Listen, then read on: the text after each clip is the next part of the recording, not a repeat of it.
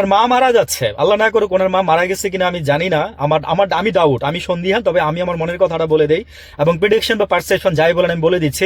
আমার আমার ধারণা খালেদা জিয়া মারা গেছে। খালেদা জিয়া মারা গেছে।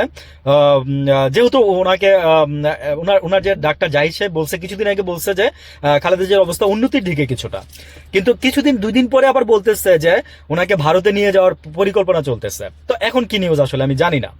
তো আমার যেটা ধারণা যে তারেক জিয়া বাংলাদেশে আসার পরে সম্ভবত হয়তোবা এটা প্রচার হবে যে খালেদা জিয়া মারা গেছে বা কিছু একটা, মানে আমি এক জায়গায় বলছিলাম, ভাই আপনারা খারাপ ভাবে নিয়েন না, আমি বলছিলাম যে নাটকের মঞ্চ তৈরি হচ্ছে আর কি খালেদা জিয়াকে নিয়ে। যদি এটা হয়ে থাকে না, তবে গোপন থাকবে না।